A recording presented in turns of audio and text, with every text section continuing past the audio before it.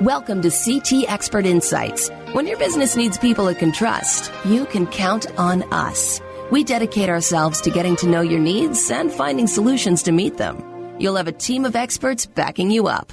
Hi, I'm Greg Corombos. Our guest this week on Expert Insights is Sandra Feldman. She is a publications attorney at CT Corporation. Sandra joins us today to discuss the important differences between the sole proprietorship and legally registered, solely owned entities like a limited liability company or corporation.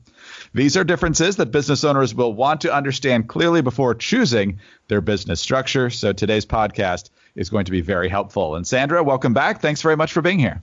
Well, thank you for having me, Greg. Now, some listeners may remember that in past podcasts, I've mentioned that one of the most important decisions for any man or woman who wants to start a small business or who has started one is whether to operate the business as a sole proprietorship or to form an LLC or corporation. And I've suspected that this is a decision they've struggled with. And I've suspected that a podcast on the distinctions between a sole proprietorship and LLCs and corporations might be a good idea. And I understand there's actually a survey recently that confirmed those suspicions. That's right. Biz Filings, which is another Wolters Kluwer company, recently conducted a survey of almost 600 current and future small business owners, and the results really shed a light on their motivations in starting their small business and their fears and concerns in doing so. Well, what did the survey show? It makes for some interesting reading, I must say.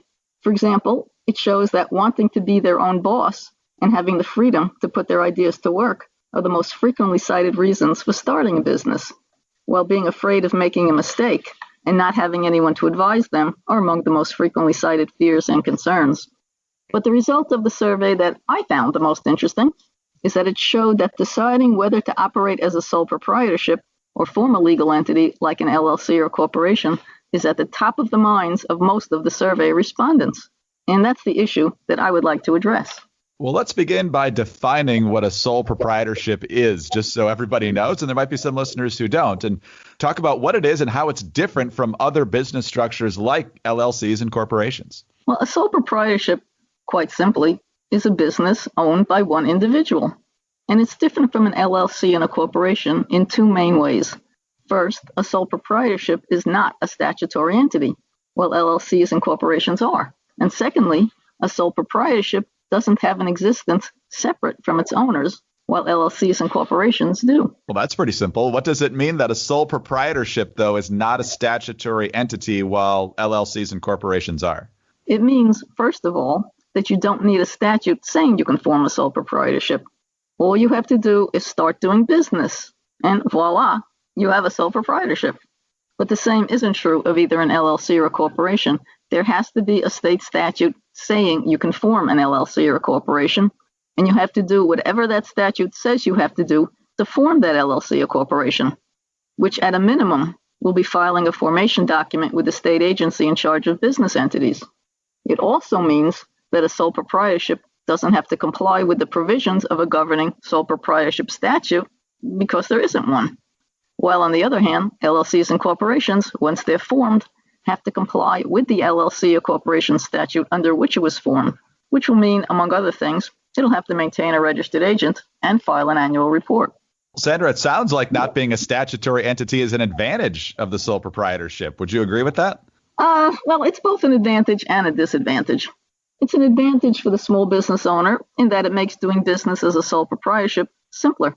You don't have to decide which statutory entity to choose, or choose a formation state, or decide who your registered agent should be, or decide if you want your LLC or corporation to pay taxes on its profits, or if you want to pay the taxes yourself. And we know from the Biz Filing survey that small business owners already have enough to think about. Also, not being a statutory entity can make a sole proprietorship less expensive. You don't have those initial formation fees or any annual fees to maintain good standing that LLCs and corporations have. All right, so that's the upside of being a sole proprietor. Let's flip it around now. What's the advantage of forming a statutory entity like an LLC or corporation? Well, there's a big advantage to it, and it actually has to do with the second main distinction between a sole proprietorship and either an LLC or a corporation, and that's the separation between owner and entity. And what I mean by that is that a sole proprietorship doesn't have its own independent existence. Legally, there is no difference between the sole proprietorship and its owner, the sole proprietor. but both LLCs and corporations have their own existence. They're like artificial persons in that way. And there's a separation between an LLC and its owner, called a member, and a corporation and its owner, called, of course, a shareholder.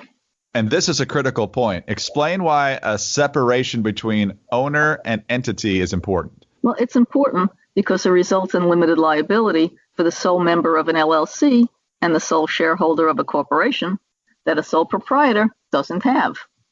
In a sole proprietorship, the sole proprietor owns the business and therefore is liable for all of the business's debts, obligations, and other liabilities.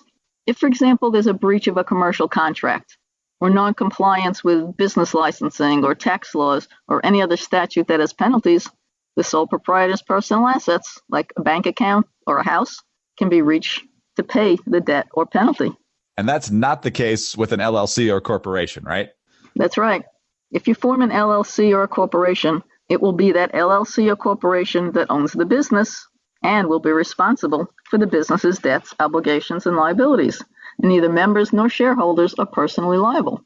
And the fact that LLCs and corporations have their own existence and that members and shareholders have limited liability exists only because that's provided for in the LLC and corporation statutes, which is why I say being a statutory entity can be an advantage. All right, let's talk about everybody's favorite topic, and that's taxes. So what about taxation and entities? Isn't that something small business owners need to consider in deciding how to structure? Well, according to the Biz Filing Survey, taxation is definitely something they're concerned with, and it should be a consideration because sole proprietorships, solely owned corporations, and solely owned LLCs are all subject to different tax rules for federal income tax purposes. Well, I'm sure it's a complex subject. The tax code usually is, but can you briefly discuss the differences?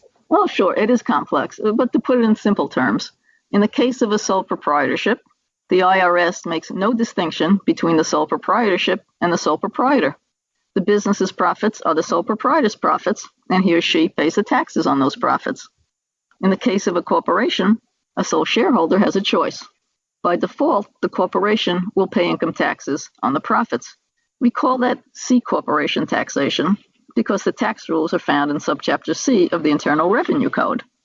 However, by making a filing with the IRS, the shareholder can elect to pay the income tax on the profits him or herself, and we call that S corporation taxation. So named because the tax rules are found in subchapter S of the Internal Revenue Code. What about an LLC? Well, the sole member of an LLC actually has three choices. The default rule is that the LLC will be taxed exactly the same as a sole proprietorship. However, by making the appropriate filings with the IRS, the LLC can be taxed the same as an S corporation or a C corporation.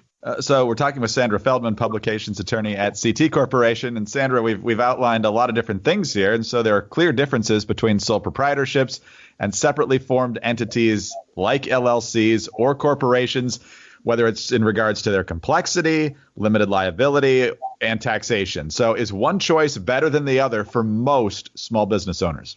It really depends upon each unique situation, and there are a lot of factors to consider, like the type of business. Is it one with a high risk of liability? Or the owner's financial situation?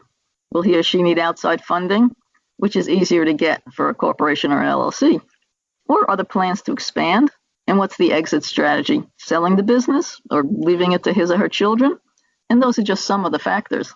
So for many small business owners, getting the advice of legal and tax professionals is probably a good idea.